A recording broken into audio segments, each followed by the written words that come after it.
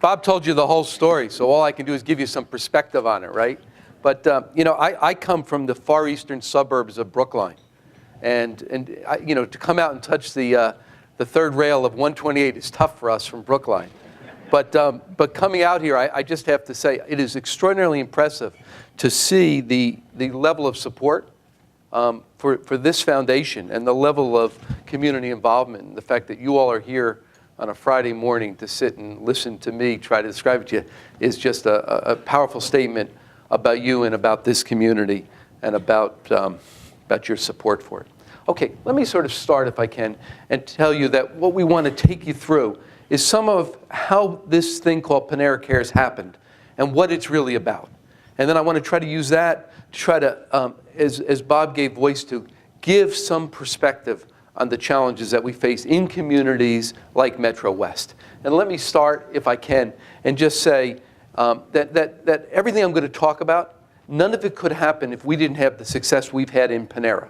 And so it is enabled by Panera's success.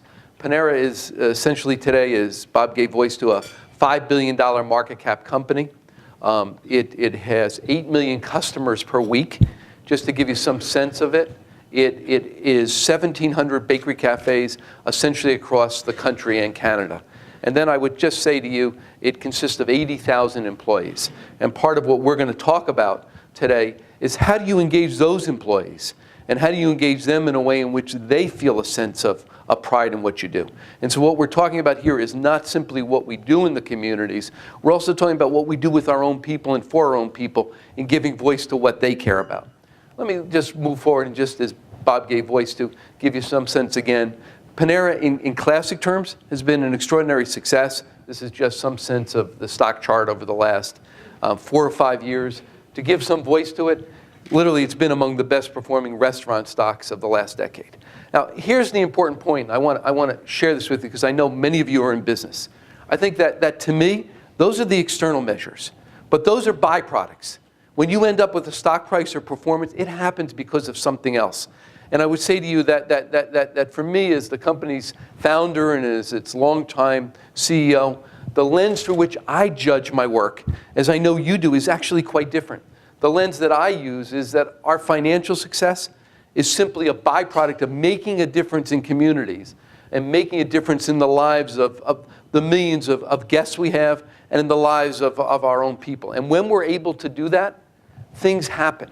And so everything we're talking about philanthropy is not simply giving. It's part of who we are. It's part of how we approach the world. And when we do that, the byproduct actually is the kind of financial success that a lot of people focus on. Let me share with you something else personally, because we often talk about business as a corporate entity, but actually it's about personal experiences. Why do I do it? What is it about it that I enjoy? What is it that gets you going? For me, my work, and I'll share with you some of it today, has been an extraordinary opportunity to personally learn. I go to work to learn. And what is always amazing to me is the extraordinary opportunities we have as we look at what we're doing, as we look at the society, to actually learn and to iterate and keep moving forward. And then to actually care for others. I know of nothing more powerful as a sort of caring environment than work is. And so to me, it's often a gift. This happens to be a picture of me and my son working at the Panera Cares here in Boston. My son has had a chance to work in all 5 of these. And so it's an opportunity for me to share with him some of the lessons I want. And so in many ways, what we're talking about is not simply financial measures. We're not talking about the philanthropy as an economic entity. We're talking about it as a learning experience, and we're also talking about it as an opportunity for us to learn about ourselves and others. Let me share with you this, and let me challenge you as we start to talk about food insecurity. Let me ask you a question, a really simple question. In which country in the world is 1 in 4 children struggling with hunger? Let me throw this up. Now, we all talk about China and the billions of people there. Is it China? Is it China? No, it's not China. Let's throw another one up. The country that we often talk about to the south of us, we think of as our poor neighbor. Is it Mexico? No? Is it Mexico? No. In fact, at this point, there are more Mexicans moving back to Mexico than coming to the United States. Right? If you want to talk about immigration policy, it's another discussion. I think we all know the answer. What is it? The reality is it's the United States of America. And what are we talking about here? What are we really focused on?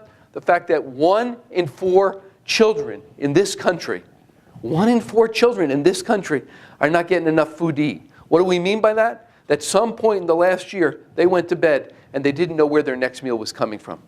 Right? Think about that. Right? We're talking about 48 million Americans. Right?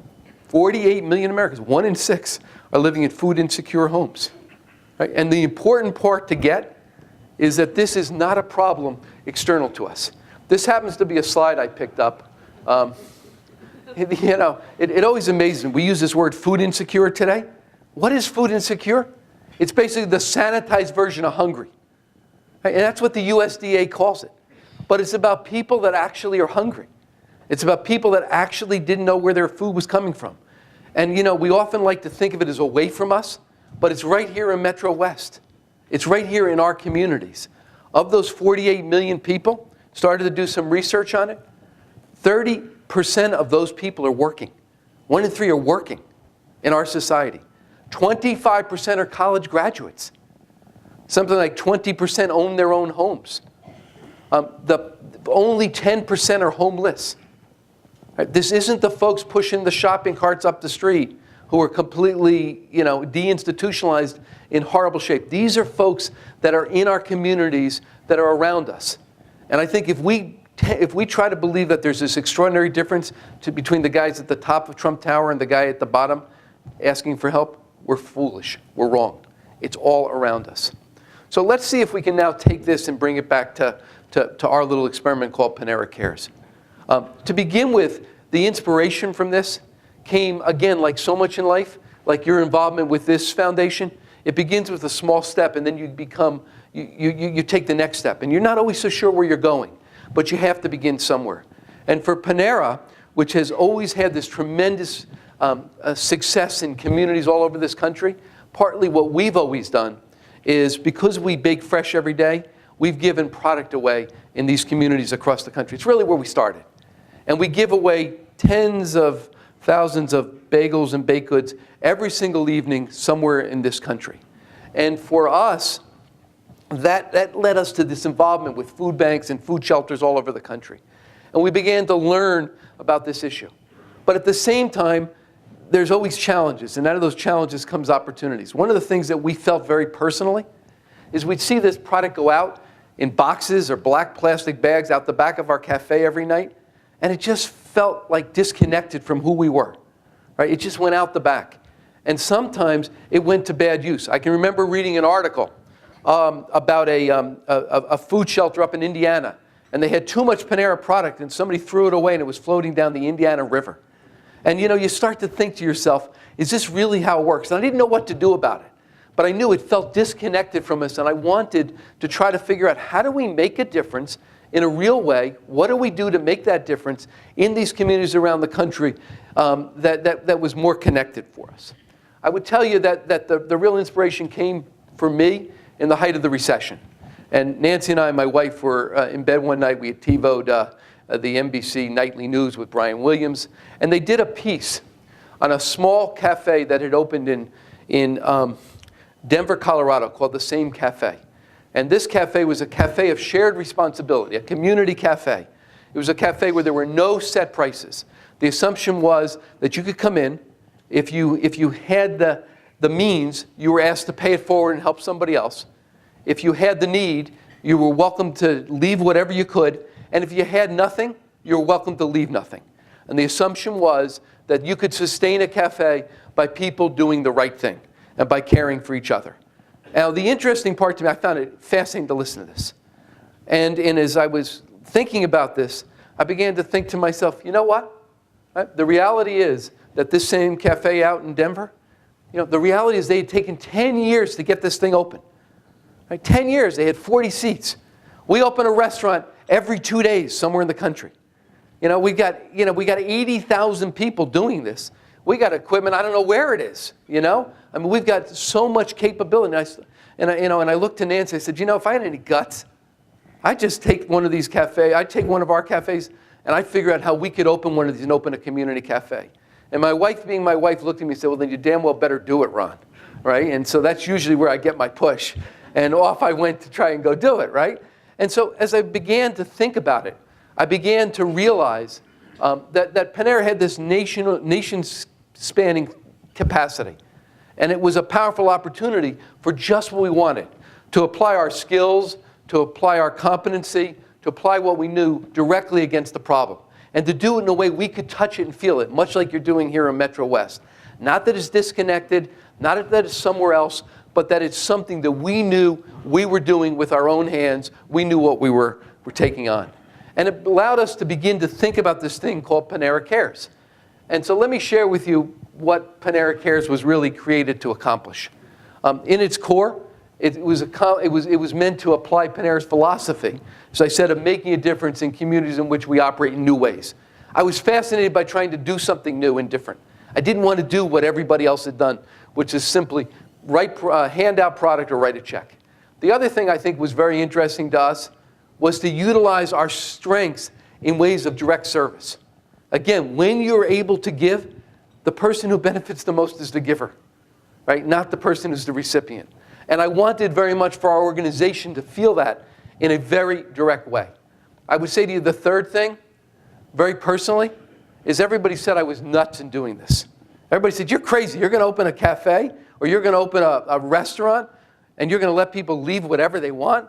No, it will never work. People are bad. They'll game you. They'll screw you. They'll take advantage of you. You'll turn into Denny's Grand Slam breakfast. Remember that? Right? Where they were lined up out the door? They were giving it away?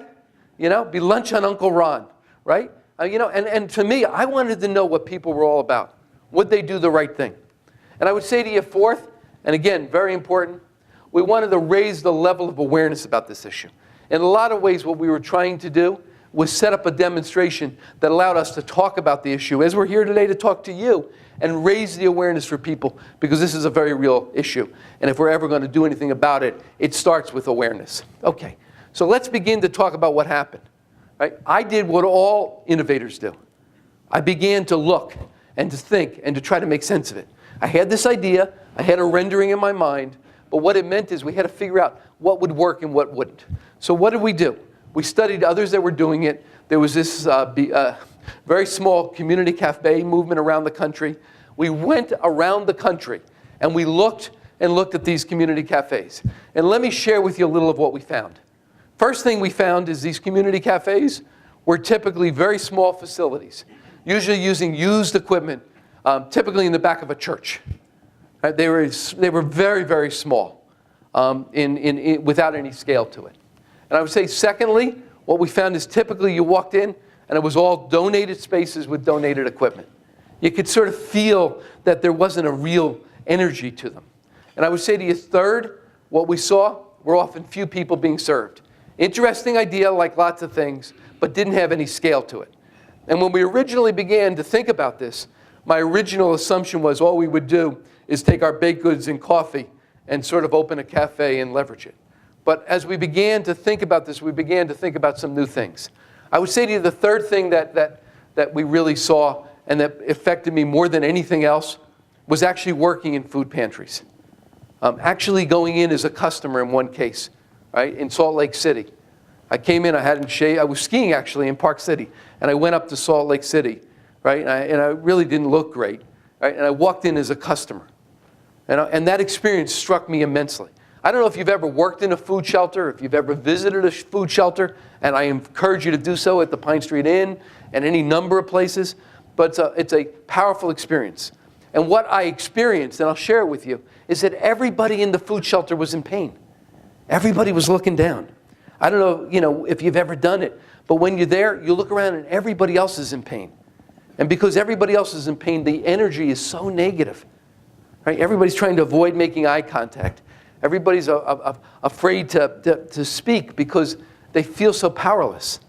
And it really struck me that when you had communities of only people in pain, the net result was it increased the pain level for people. It increased the negative energy.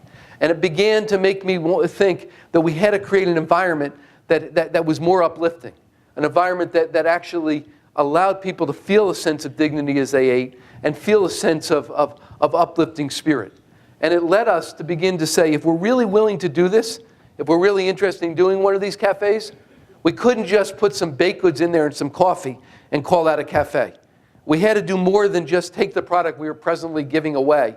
We had to do more than integrate forward into simply retailing our own baked goods. We had to do something more. And what we began to say is, could we do a cafe in which we served all the food that Panera serves? And maybe more importantly, could we do a cafe that was enough of a positive experience that people would actually come in and leave money for it? Not just give it away, but would come in.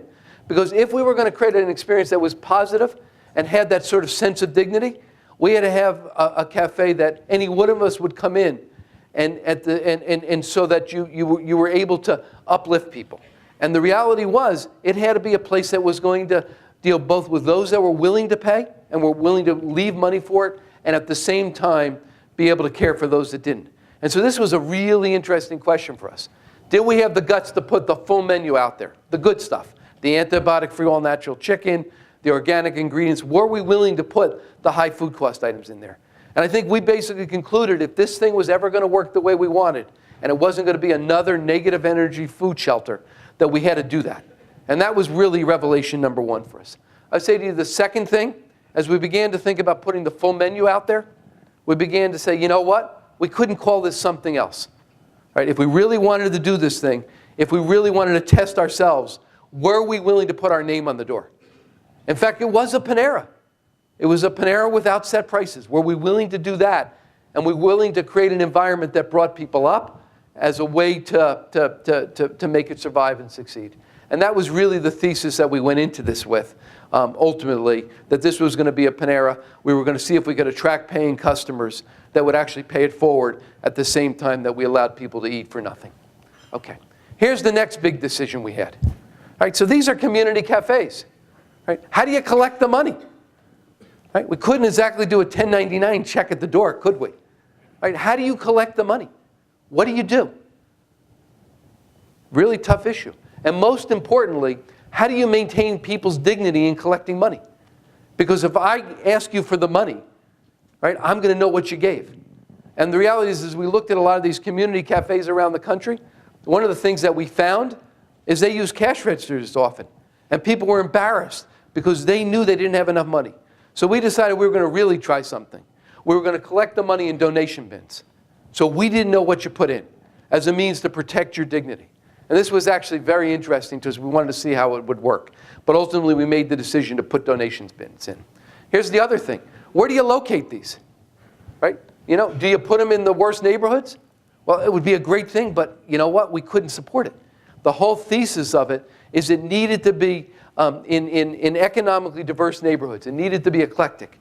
You needed to be in neighborhoods where you had people that had real need, because you were kidding yourself if you didn't. On the other hand, you needed to be in neighborhoods where people had the means that they could support it, because it wasn't our cafe. The model for this was we were going to give this cafe to the community, and it was up to the community to see if it could sustain itself. We'd kick it off, we'd get it going, but we'd see what the community did with it. And ultimately, what we decided to do was open in, well, you know where we are in downtown Boston today. But our first store was in Clayton, Missouri. This is a community where we're across from the county jail. You've got people panhandling out front, but a block and a half away, you have $1 million townhouses.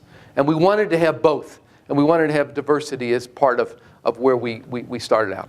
Okay, let me share with you just one other piece before we get to where it goes. And that piece is just to tell you that we had to figure out how to structure it. Remember, we're a public company. We got a lot of shareholders. And when we start telling the shareholders we want to start opening cafes where we give away the food, that's a little bit of a problem. They say, Sheikh, are you off another one of your crazy ideas? You know, are you out of control here? You're going to give it away? Well, yeah, I'd like to try it. So we decided that we would drop these cafes, these community cafes, into a 501c3, a separate entity, a nonprofit, and that Panera would give the cafe to the community, but ultimately it would have to be the community that sustained it. We would support it. We would put cash into it as part of our donation efforts, but ultimately it had to be a separate entity. Panera would provide the overhead. Panera would provide the staff. We'd tie it into all of our national contracts, but ultimately it had to sustain by covering the food, the labor, and the basic costs of the operation. Okay, so where do we go from here? At some point, like every entrepreneur, like every business innovator, you got to jump off the high diving board. All the talking in the world, all the thinking in the world, you got to go. So on May 16th, 2010, we opened our first one. This is actually cutting the ribbon. We took an old Panera that had been there for some time. It was the 19th store in the system. We converted it into Panera Care. So day one, we open. What happens? We got to figure out what to do with the thing. And like all innovators, I spent the next 3 weeks, 4 weeks in that cafe. I actually ran it myself. And I hadn't run a store in a bunch of years, but I wanted to understand it. And I want to share with you some of what we began to learn as we iterated it. The first thing we began to understand and learn is we needed new ways to communicate. Very hard here. Well, you know, you've gone into restaurants for most of your lives. If you're me, I'm just pushing 60. I've probably been to 20 or 30,000 restaurants. Every one of them has a menu and they have prices. This is a place that says, do the right thing. Take care of each other. And I spent weeks writing the signage for this thing. Nobody read it. What do? How do you communicate it? It's a really interesting challenge, right? I ultimately, the day we opened, people didn't understand it. I jumped out front. I started talking to people and trying to share with them, well, if you got a few extra bucks in your pocket, leave a little more. If you don't have much in your pocket, leave a little less. If you have nothing, feel free to volunteer. And we ended up deciding that what we needed to do was create a position, which became part of it, which was an ambassador or a greeter, somebody who took you through the cafe and explained to you what it was and what your responsibility is. We wanted to avoid people just simply coming in and not understanding it. The second thing that we had to deal with was actually the community. And I can never forget that when we opened that cafe, those first couple of days, the emotional highs and lows. I would be working there, and I can remember a couple of kids came in from a local football team, and they walked up to the counter kind of giggling, and they looked at me and they said, hey, we'll take 3 of those smoothies, 4 of those lattes, and we want 2 sandwiches. And by the way, here's Daddy's credit card from the B of A. Put $3 on it. I wanted to jump over that counter and just grab those kids by the neck and whack them. You know that feeling? You know, I just felt so personally violated. And my guys are holding me back, and I'm going, do you understand what you're doing, buddy? You know? And you have to deal with that. You know, there's that sort of emotional sense. And I can remember the guys from the jailhouse up the street from the jail. A couple of the guards came in, right? First day, and they said, we want 200 sandwiches to go. Ha ha. Right? Hey, buddy, we're not giving you 200 sandwiches to go. You know, right then and there, we started to establish some rules. If you wanted it, you had to come into the cafe, and we'll give you 1 entree per person. But we're not going to let you take as much food as you want, walk down the street and open a restaurant. Right? There are limits to what we've got to be able to do here, right? But you began to do it. And so you had all this sort of emotional pain, but then you had people that walked in. And I remember the 3rd or 4th day, a gentleman walked up to me. He said, I'm a Panera customer. I've been one for the last 8 or 9 years. I was a tech writer up at Motorola. I lost my job. I don't know. These are my 3 kids. I didn't know where they were going to eat this week. I haven't been to a restaurant in 3 months. I just want to thank you for being here. And we got that over and over and over from people that were like us, that were really appreciative of what we were doing. And these were the people that left a little more if they could, not a little less. It was very interesting to us. I'll share with you something else that was really hard. Our own people. See, in the food business, our people make 10, 12, 13 bucks an hour. Right? Many of these people have been touched by food insecurity in their own lives. Many of them have been in pain. They get it. It's part of their own lives. And as we started to tell them about this, they wanted this place to work so badly. Many of them had worked in the store for 5 or 10 years before we opened it. And they were so worried it wouldn't succeed. And in many ways, they were protective of it. I can remember when we began to open, an elderly woman who worked in the store, about 65 years of age, 70, came up to me and said, Ron, this was opening day.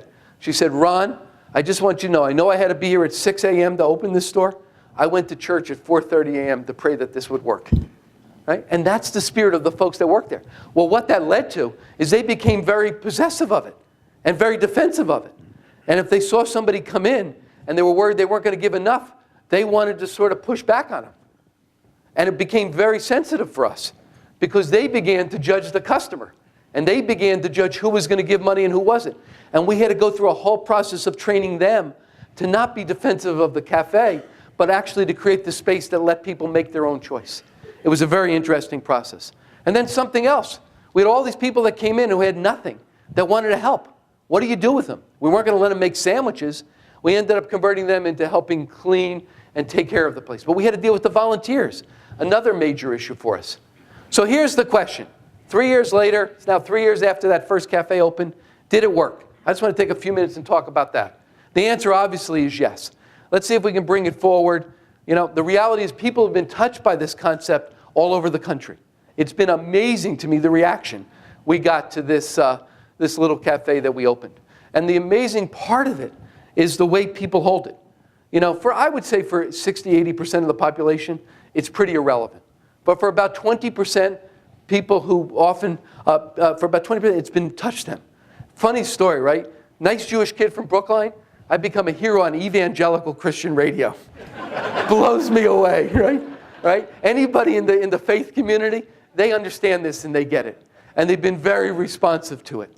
And it's been very interesting in the way it touches the values of so many of us about what kind of society we want, who we want to be as a society, and what's our shared responsibility. I will share with you something else. The part that amazed me was the media. Right? Originally, we really didn't want the media because we were worried it would turn it into a caricature of itself, and we wanted to do it. We didn't want the media. But we got every single piece of media in the country. We ran on every one of the national news shows, on everything you can imagine. The only people that were really deeply cynical about it was the New York Times, but you can make sense of that yourself. All right? That was the only folks. Let me just share with you something. Let me share with you a short clip that will give you some sense of what it was like. I mean, I think that's the point of it. If you're doing it because somebody's going to see it, it's never going to work.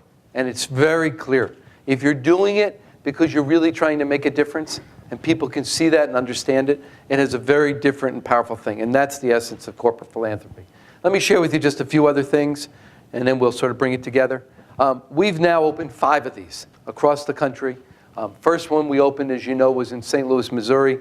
Second one we opened was in Detroit, Michigan. We thought that the people of Detroit needed a break, and we opened right on the outskirts of Detroit. Third one, we went out west to Portland, Oregon. Very interesting, a whole other set of problems where you had young people, many of them drug addicted, who were in this community store downtown, how you dealt with that. Fourth one we opened was in Chicago, in the city of Chicago.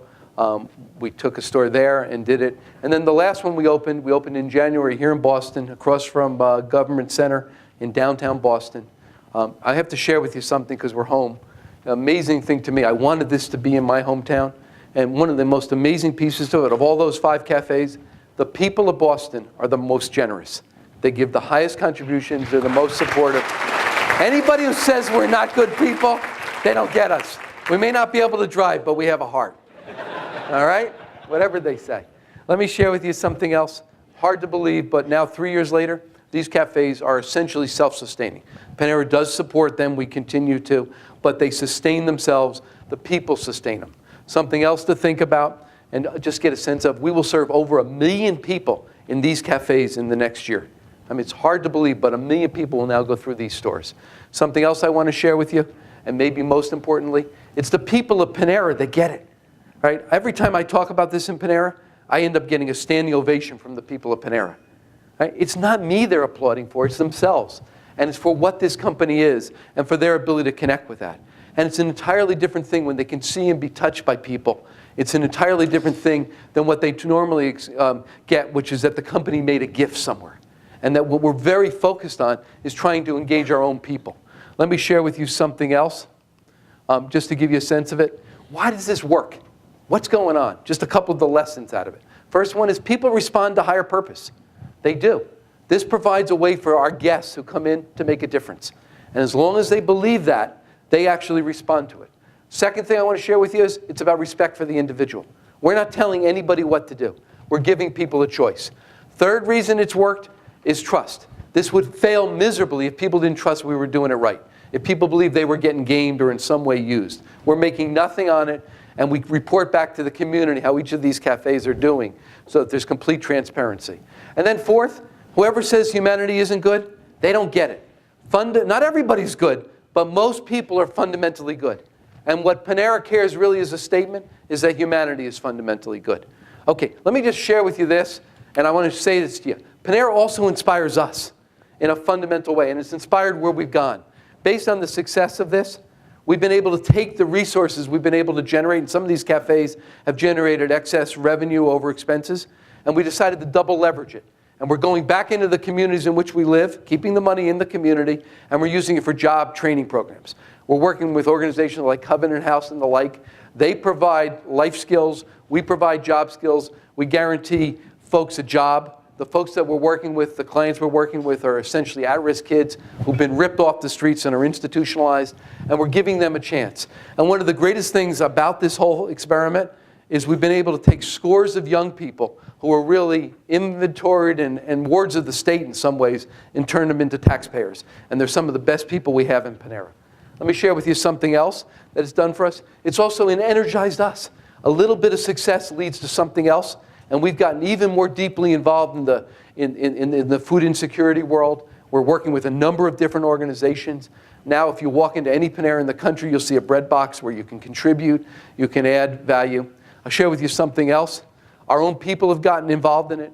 We have 80,000 people. We're starting to build a core of people to work in these food shelters and food banks around the country, volunteer, and we support them. But it's an effort to try to get our own bodies, our own physical selves involved in this effort. This last 6 months ago, we tried something called a meal of shared responsibility. We took one item, a turkey chili, and put it on the menu in all of our cafes in St. Louis. We tested that. We're likely to bring it back next year as an initiative, again, to raise money, as a way for people to contribute and pay it forward, but to do it in broad scale across our nearly 2,000 scores. And I think many of you heard I did the SNAP Challenge. Again, SNAP Challenge was an opportunity to bring awareness to it.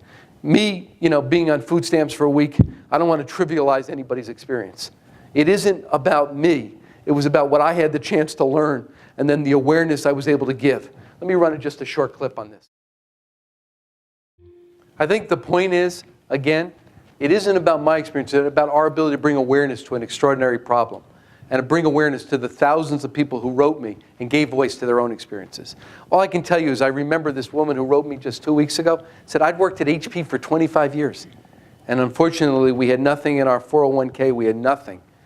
How do we live? And a woman wrote me and said, Ron, you talk about feeding your belly, right? And this 1 week, try imagining this as part of your life. And because if you don't have enough food, your car doesn't work, you can't get to a job, you can't maintain your job, what do? And one woman wrote me, and it really struck me. She said, it's really difficult when your kids come home from school, and they go to the refrigerator, and they open it, and there's nothing in the refrigerator, and you're not sure what you're going to do for dinner. The point is that this is part and parcel of a very big issue in our society, and we've got to ask ourselves this question. How do we feel about it as individuals, as business people, and what are we going to do to be part of the solution, not part of the problem? Okay, let me conclude by throwing a couple of things up. Here's the challenge of Panera Cares. We're a pissy-end little company. We're not a huge company in the biggest scheme of things. But the challenge we're trying to ask with this is just imagine a world in which we as corporate leaders, we as corporate entities with all the resources we have, we recognize that our responsibility is more than just extracting profit from the community, but actually our responsibility is to make sure we support these communities in which we live, because if we don't, we're not going to have anything to extract. And my challenge is imagine a world in which Home Depot is doing the distribution, shall we say, or supporting communities after there are major facilities damages. Imagine a world in which the Gap, much like Nordstrom, based on some of what we've done, is actually running thrift shops. And imagine a world in which you have Walmart doing the distribution for food banks. I mean, the reality is the resources that exist in our organizations in corporate America, not just financial, but the human resources, the core capabilities we have, if we can figure out how to take those and make a difference in our communities, it's so much better for all of us. It's better for our communities, it's better for our capability of having profit, and it's ultimately better for our own team members. Let me throw this up, and let me throw this up as a test for each of us. I hope you'll judge yourself not on your professional accomplishments alone, but also on how well you've addressed the world's deepest inequities, on how well you have treated people who have nothing in common with you other than your humanity. I think that's the question Bill Gates posed to us. That's the question I posed to you. Let me conclude. This is the challenge for each of us. This is the challenge for each of our companies. Thank you.